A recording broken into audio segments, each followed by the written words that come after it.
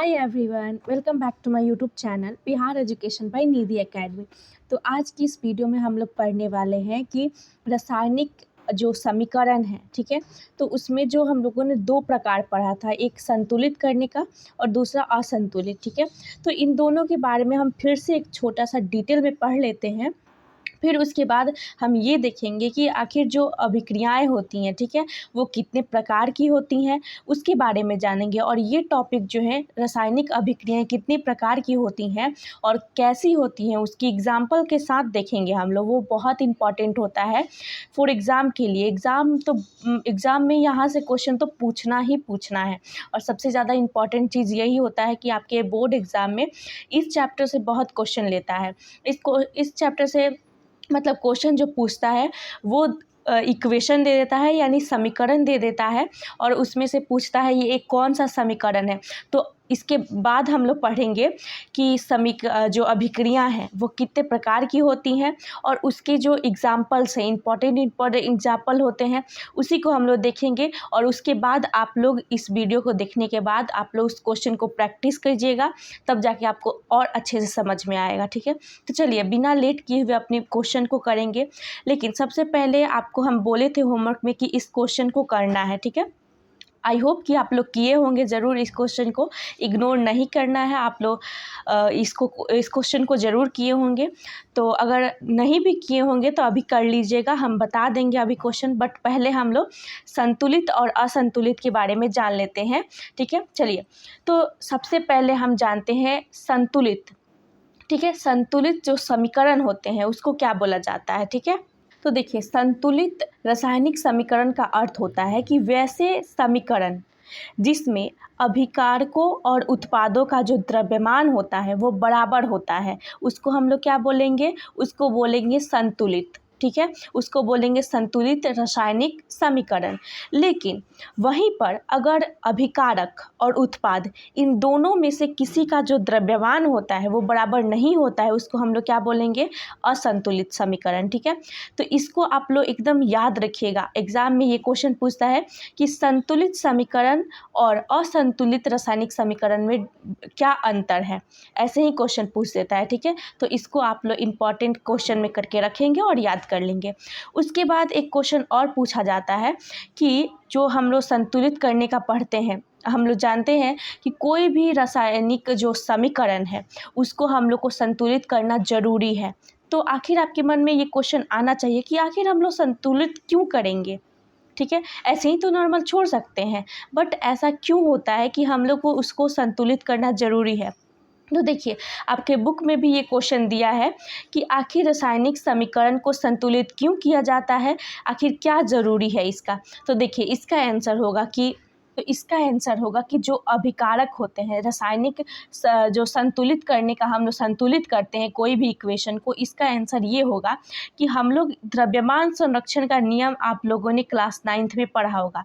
उसमें बताया जाता है कि जो भी है संतुलित करना इसलिए ज़रूरी हो जाता है क्योंकि जितने भी अभिकारक हैं और उत्पाद हैं, ठीक है, इन दोनों को जब तक हम लोग बराबर करते हैं तब इसलिए हम लोग इसको संतुलित करते हैं।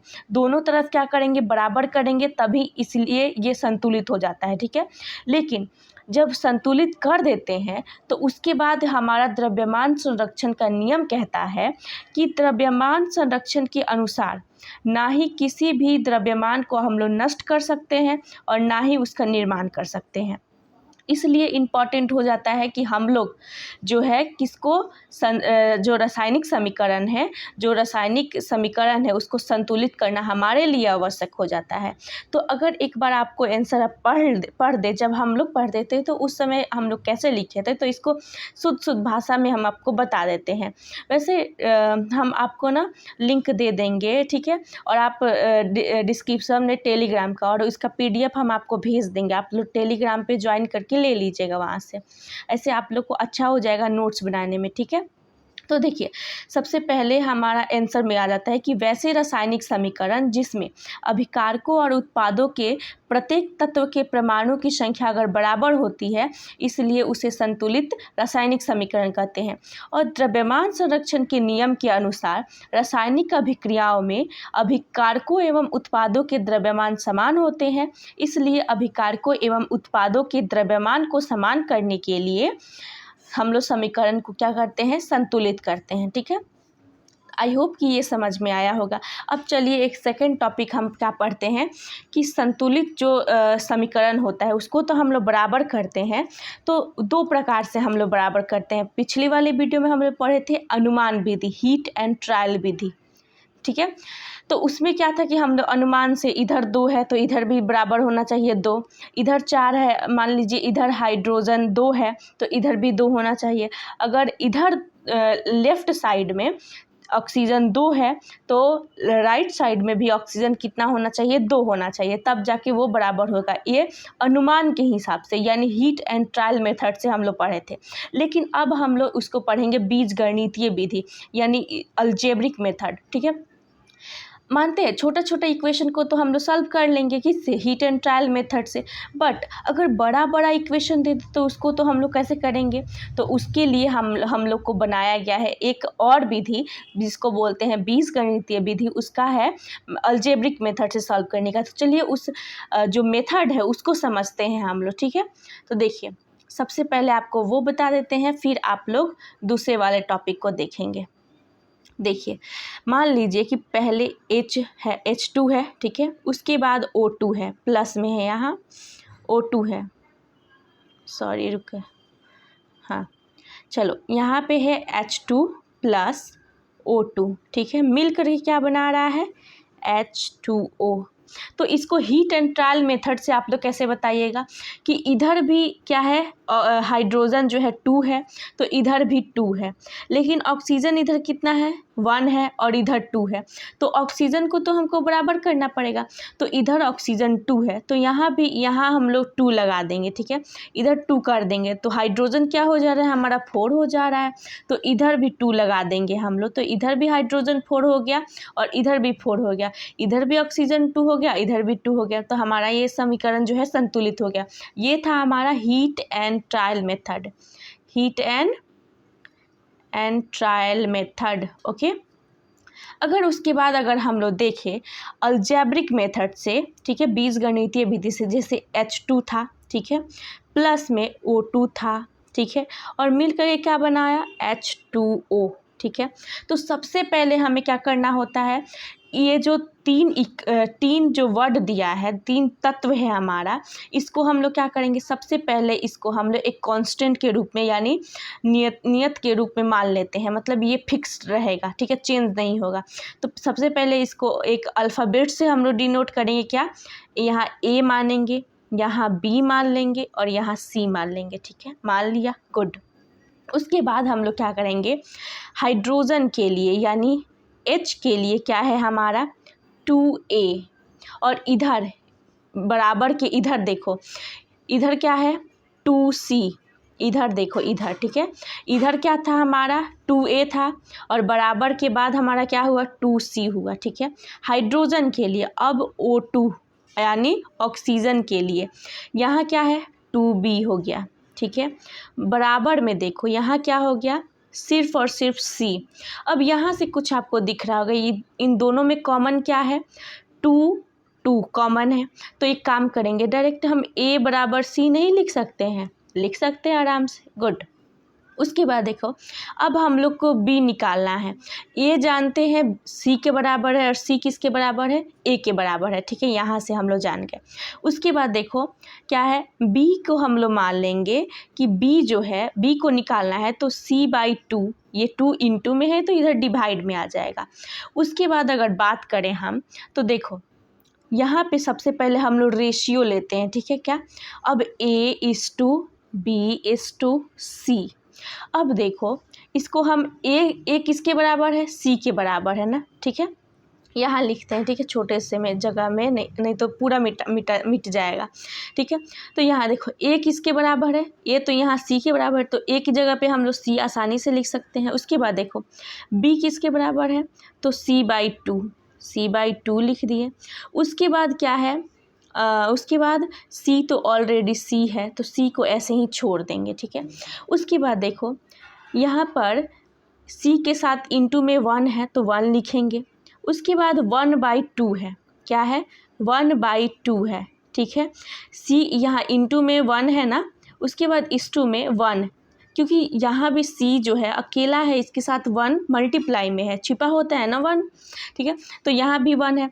अब ये चीज़ तो आपको समझ में आ गया। अब हम लोग इस वाले टॉपिक को उठाएंगे, किसको, देखो 1 आया इस 2 में, 1/2 आया, उसके बाद आया हमारा 1, ठीक है। तो अब क्या करेंगे हम लोग कि अब इसको मतलब एक जैसे हम लोग प्लस वाला जो फ्रैक्शन वाला सॉल्व करते हैं क्वेश्चन को, वैसे ही इसको सॉल्व करेंगे। कैसे, तो जब इसको फ्रैक्शन में सॉल्व कीजिएगा तो यहाँ 2 हो जाएगा, 2 × 1 2/2, और 2 जब इसके साथ है तो डिवाइड में है तो कोई डिफरेंस नहीं पड़ता, तो 1 ही रहेगा ये। उसके बाद यहाँ पे 2 हो जाएगा, ठीक है। तो अब ये जो इक्वेशन आया, ये जो आंसर आया हमारा, यही वाला जो टॉपिक है इसको हम लोग पुट किसमें कर देंगे, तो वो वाले इक्वेशन में। जैसे था, क्या था हमारा क्वेश्चन, H2 था प्लस में O2 था, मिल करके क्या बनाया था, H2O, ठीक है। तो अब क्या करेंगे, जो 2 है तो यहाँ पर भी 2 रख देंगे, और यहाँ 1 है तो यहाँ कोई चेंज नहीं होगा, और यहाँ भी 2 रख देंगे, ठीक है। तो उसके बाद देखो यहाँ क्या है, इसमें मल्टीप्लाई करो दोनों में, तो 4H2 इधर भी है, 4H यहाँ है, यहाँ देखो क्या है, 4H है, यहाँ देखो O कितना है, 2 है, इधर भी O कितना है, 2 है। समझ में आया, नहीं आया तो इसको एक बार खुद से ट्राई करो, फिर आपको समझ में आ जाएगा, ठीक है। उसके बाद देखो ये हमारा कौन सा क्वेश्चन था, ये सिर्फ और सिर्फ ये था कि हम लोग कैसे जो कोई भी समीकरण है उसको हीट एंड ट्रायल मेथड से या फिर उसको जो बीजगणितीय विधि होता है उससे कैसे सॉल्व करेंगे। अब हम लोग ये क्वेश्चन को देख लेते हैं, ठीक है। इस क्वेश्चन को सॉल्व कर लेते हैं इस वीडियो में। अगली वीडियो में क्या पढ़ लेंगे हम लोग, चाहे इसी वीडियो में देख लेंगे हम लोग रासायनिक जो अभिक्रियाएँ हैं उसके प्रकार को, और वो इम्पोर्टेंट टॉपिक को आप लोग मिस मत कीजिएगा, वो बहुत इंपॉर्टेंट टॉपिक है, ठीक है। चलिए फर्स्ट क्वेश्चन हमारा क्या बोल रहा है कि वायु में जलाने से पहले मैग्नीशियम रिबन को क्यों साफ किया जाता है। तो इसका आंसर होगा कि वायु में जलाने से पहले मैग्नीशियम रिबन को इसलिए साफ किया जाता है क्योंकि वो जलते समय पूरी तरह से वायु के संपर्क में आ सके, ठीक है। उसके बाद ये अभिक्रिया दिया है, इसको क्या करना है, हमको संतुलित करना है। आप किसी भी विधि से सॉल्व कर सकते हैं, तो आपके लिए आसान कौन सा है, तो आपके लिए आसान तो अभी यही लग रहा होगा कि हीट एंड ट्रायल मेथड। तो चलिए हम लोग हीट एंड ट्रायल मेथड से ही सॉल्व करते हैं। तो फर्स्ट में हमारा क्या है, इक्वेशन में हाइड्रोजन प्लस क्लोरीन मिलकर बना रहा है हाइड्रोजन क्लोराइड, ठीक है। चलो इसको सॉल्व करते हैं हम लोग। यहाँ पे हाइड्रोजन प्लस क्लोरीन मिलकर क्या बना रहा है, H hydrogen chloride, HCl hydrochloric अम्ल, हाइड्रोक्लोरिक एसिड, ठीक है। ये इम्पॉर्टेंट है, हमारे स्टोमक से भी ये चीज़ एक निकलता है, ठीक है, HCl, ठीक है। चलो ओके H प्लस Cl मिलकर के क्या बना रहा है हमारा, तो बना रहा है HCl हाइड्रोक्लोरिक एसिड। चलो अब इसको हम लोग क्या करना है, हीट एंड ट्रायल मेथड से, या फिर आप इसको नॉर्मली देखा जाए तो हम लोग वो बीजगणितीय से भी देख लेती है, इसको हम लोग बीजगणितीय से भी देखेंगे, हीट एंड ट्रायल मेथड से भी देखते हैं कि दोनों बराबर है या नहीं, ठीक है। तो चलो सबसे पहले यहाँ पे हम लोग देखते हैं क्या, हीट एंड ट्रायल मेथड से। तो देखो यहाँ पर हाइड्रोजन कितना है, 1 है, यहाँ हाइड्रोजन कितना है, 1 है, गुड। यहाँ पर Cl कितना है, क्लोरीन 1 है, इधर कितना है, 1 है, गुड, ठीक है। तो यहाँ पर आप 1 1 जब मिल गया तो अब इसमें कुछ ज़रूरी है करने का, नहीं ना, इधर भी बराबर है और इधर भी बराबर है, तो जब बराबर है तो हम लोग क्यों जोड़ घटाव करेंगे, नहीं करेंगे, ठीक है। तो इसको भी क्या करेंगे, छोड़ देंगे, यानी ये संतुलित है। अब इसी को हम लोग किस मेथड से देखते हैं, बीजगणितीय विधि से, ठीक है, यानी अलजेब्रिक मेथड से। एक बार आपको समझ में आ जाए, इसीलिए हम इसको सॉल्व कर रहे हैं, ठीक है। सेकेंड वाला नहीं देखेंगे, ठीक है। तो सबसे पहले हम क्या बताए थे कि सबसे पहले आपको अल्फ़ाबेट्स मानना है, ठीक है। तो यहाँ ए मानेंगे, यहाँ बी मानेंगे, यहाँ सी मानेंगे। उसके बाद बताए थे कि एच लेना है हाइड्रोजन के लिए। यहाँ कोई भी इक्वेशन हो, मतलब कोई भी एलिमेंट हो, कोई भी तत्व हो, तो उसका नाम लिखेंगे। जैसे यहाँ पर अगर ओ रहता तो ओ के लिए, यहाँ क्लोरीन है तो Cl के लिए, ठीक है। तो यहाँ पर क्या है, H कितना है, A है, ठीक है। इधर कितना है, C है, ठीक है, ले लिए। अब देखिए यहाँ क्लोरीन कितना है, B के बराबर है, ठीक है, और इधर कितना है, C के बराबर है, ठीक है। तो हम लोग A की जगह पे C लिख सकते हैं और B की जगह पे भी C लिख सकते हैं, ठीक है। समझ में आया? तो देखो ऐसे लिख सकते हैं। तो हम लोग बताए थे A:B:C, ठीक है। उसके बाद हम बताए थे कि A की जगह पे हम लोग क्या यूज कर सकते हैं, C। मैथ का ये कंसेप्ट है, ठीक है। C हो गया, ठीक है। उसके बाद B की जगह पे भी हम लोग C यूज कर सकते हैं, और C की जगह पे तो C है ही। तो देखो यहाँ पे इंटू में 1 छिपा है, यहाँ पे भी इंटू में 1 छिपा है, यहाँ पर भी इंटू में 1 छिपा है। तो 1:1:1, कोई चेंज आया नहीं ना। तो अब इसी को हम लोग इस इक्वेशन में पुट कर देते हैं। तो इसी 1 को हम लोग पुट करते हैं, H + Cl मिल करके बन रहा है HCl। हमारा क्या आया था, 1 1 1। तो अब इस तीनों को एक एक पुट कर दिए यहाँ पे। अब लिखो 1 या ना लिखो, बराबर ही बात है, ठीक है। चलो समझ में आ गया नहीं है? अब से अब आप अपने से ट्राई कीजिएगा तो और समझ में आएगा। थोड़ा सा डिफ़िकल्ट लगता है, मेरे को भी बहुत डिफ़िकल्ट लगा था। मुझे तो लगता था मैं पकड़ के बैठ गई थी कि नहीं आ रहा है, ठीक है। उसके बाद चलो एक और क्वेश्चन देख लेते हैं। क्या है कि बेरियम क्लोराइड और एल्यूमिनियम सल्फेट, बेरियम सल्फेट बन रहा है और एल्यूमिनियम क्लोराइड, बेरियम सल्फेट। चलो इधर हम लोग देख लेते हैं। तो देखो BaCl2 यानी बेरियम क्लोराइड मिल करके किसके साथ, तो एल्यूमिनियम सल्फेट, ठीक है, इसका होल ट्वाइस हो जाता है। मिल करके क्या बना रहा है हमारा, तो BaSO4, ठीक है, प्लस में क्या बना रहा है, AlCl3, ठीक है। मुझे बुक से देखना पड़ रहा है ना, क्योंकि इधर मैं कैसे देख पाऊंगी, ठीक है। तो देखो यहाँ पर देखो B कितना है, 1 है, इधर भी 1 है। तो ये क्या है, इक्वेशन जो है एक तरह से बराबर है, लेफ़्ट साइड भी बराबर है और राइट साइड भी बराबर है, ठीक है।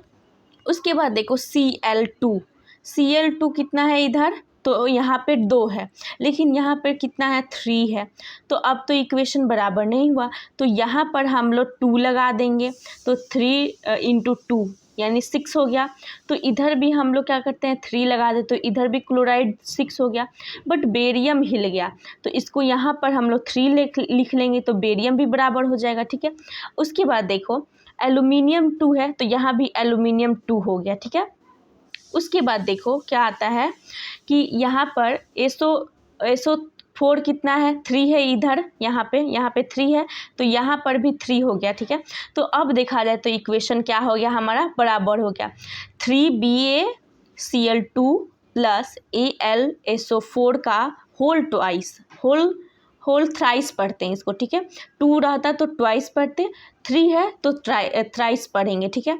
तो यहाँ पर उसके बाद मिल करके बन रहा है क्या, 3BaSO4 2AlCl3, ठीक है, बन गया ना। चलो उसके बाद देखो एक और क्वेश्चन है हमारा का, सोडियम प्लस जल, ठीक है, इसका होता है Na+ सोडियम प्लस जल यानी H2O, ठीक है। मिल करके क्या बना रहा है हमारा, सोडियम हाइड्रोक्साइड और हाइड्रोजन।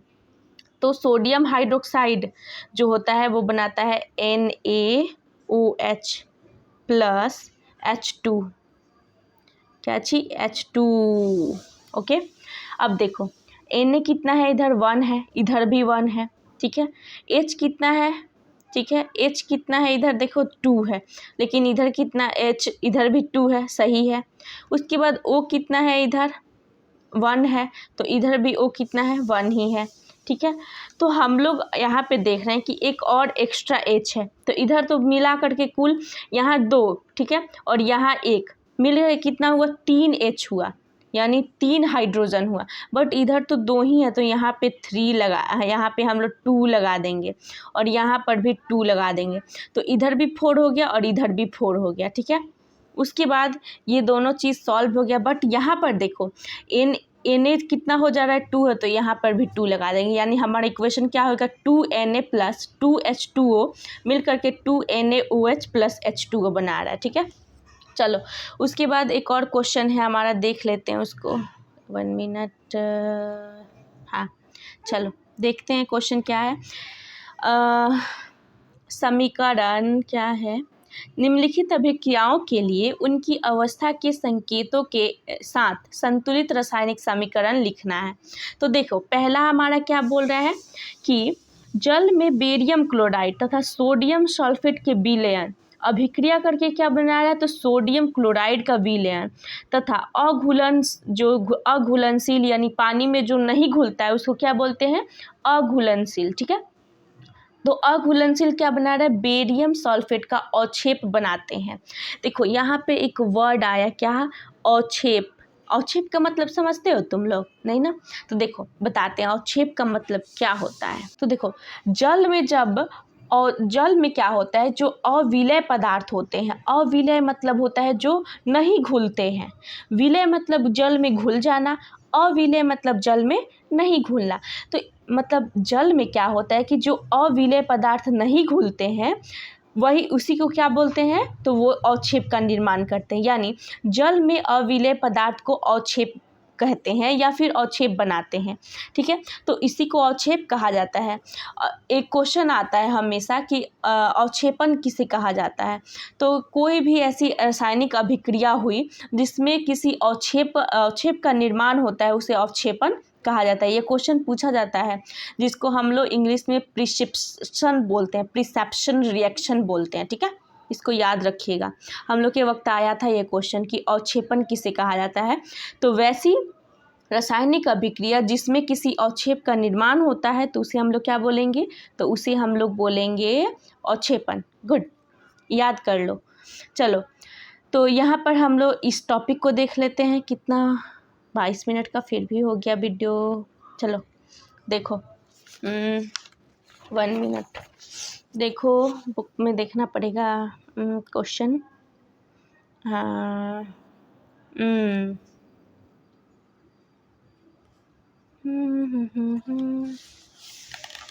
क्वेश्चन कहाँ गया यार। चलो तो देखो बेरियम क्लोराइड है, ओके,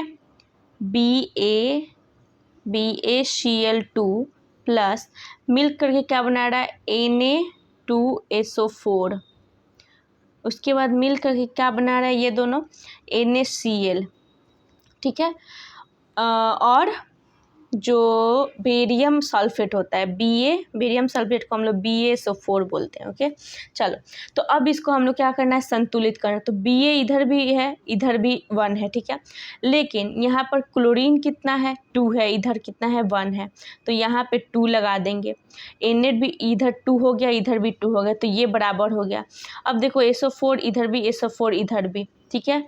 उसके बाद क्लोरीन 2 है, सब बराबर हो गया, यानी सिर्फ और सिर्फ यहाँ 2 लगा देंगे तो हमारा ये क्वेश्चन सॉल्व हो जाएगा। उसके बाद सेकंड वाला क्वेश्चन देखो कि सोडियम हाइड्रोक्साइड का विलयन, यानी जल में क्या होता है हाइड्रोक्लोरिक अम्ल के विलयन से अभिक्रिया करके सोडियम क्लोराइड का विलयन बनाते हैं। तुम लोग जानते हो कि सोडियम हाइड्रोक्साइड किसको बोलते हैं, NaOH, ठीक है। उसके बाद मिलकर क्या बनाता है हमारा, तो HCl के साथ यानी हाइड्रोक्लोरिक अम्ल के साथ मिलकर क्या बनाता है NaCl, ठीक है। प्लस में क्या बनाता है H2O, NaCl यानी लवण जो होता है नमक, ठीक है, इसको NaCl को हम लोग नमक बोलते हैं, ठीक है। और NaOH को क्या बोलते हैं, तो इसका होता है सोडियम हाइड्रोक्साइड। उसके बाद है मिल करके ये दोनों सब क्या बनाया है, रिएक्शन जब बनता है तो NaCl प्लस H2O बनता है। अगर इस इक्वेशन को सॉल्व करना है तो क्या करेंगे? झाड़ू लेने रुको ना 5 मिनट। तो देखो सबसे पहले इसमें क्या करेंगे, इसमें सब चीज़ इक्वल ही है, Na इधर भी 1 है, इधर भी 1 है, ठीक है। OH इधर कितना है, H इधर कितना है, 2 है, ठीक है। तो इधर भी कितना है, 2 है। O कितना है, 1 है, तो इधर भी 1 है, ठीक है।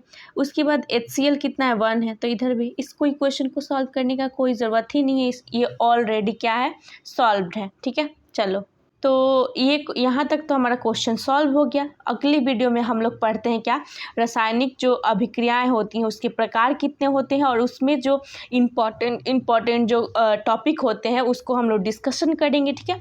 और उसमें से बहुत सारे क्वेश्चंस को चूज़ करके करेंगे। और अगर आपको वीडियो अच्छा लगा होगा तो प्लीज़ इस वीडियो को लाइक, शेयर एंड सब्सक्राइब जरूर कीजिएगा। Thank you so much for watching this video.